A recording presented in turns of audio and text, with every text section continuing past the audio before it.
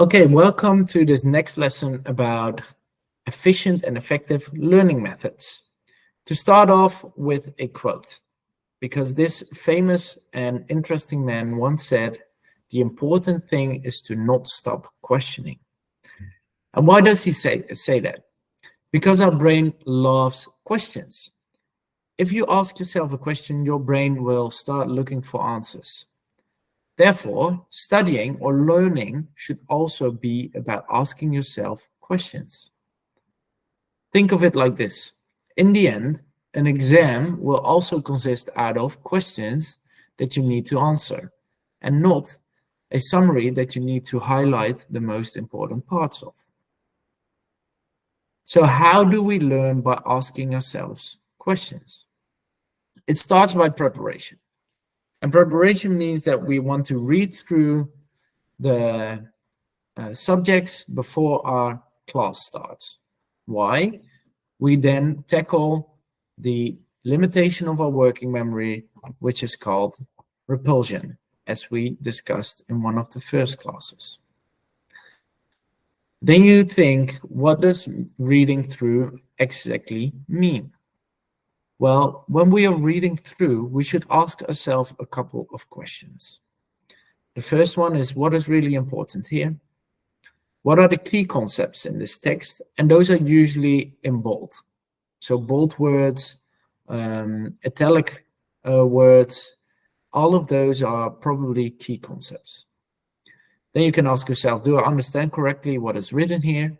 And the last one, can I tell someone else what it says now? Is a really efficient and effective learning method. Because when we can explain something in simple terms to someone else, you have to actively recall the information and retrieve it from your long-term memory and explain it to someone else. So therefore, the preparation is already super effective, and you are more likely to understand more of what the teacher is telling you about in class.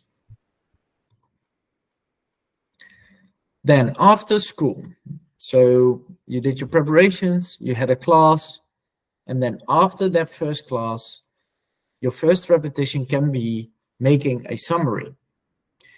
And then I hear you think, but a summary wasn't good, right? But that's right when we are rereading a summary. Making a summary itself is an excellent learning technique. And it works best to break the text into 10 to 15 sentences or one paragraph and ask yourself the following questions. What exactly does it say? What is this all about? And what can I leave out here? The most important thing, again, is ask yourself questions while you are reading through the text. After you make this summary, you can put it away and preferably not touch it again.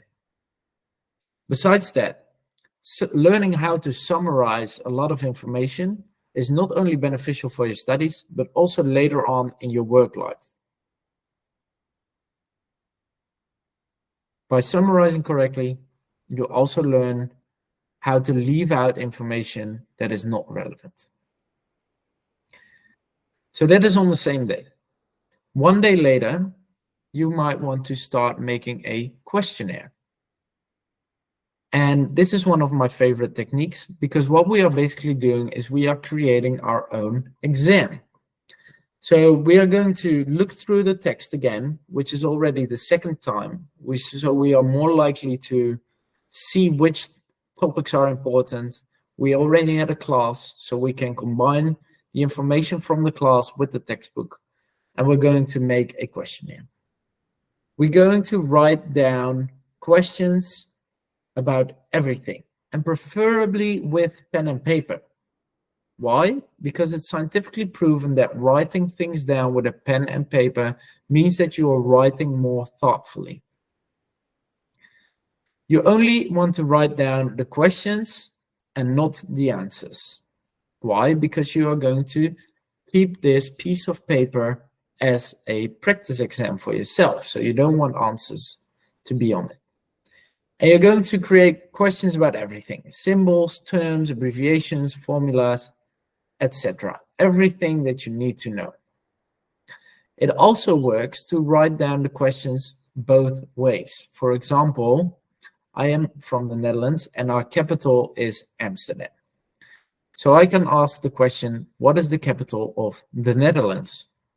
Or, Amsterdam is the capital of which country? And then you put these questions on different pieces of paper so that they don't stand underneath each other, so that you can see the answer of one question. You keep them on different pieces of paper.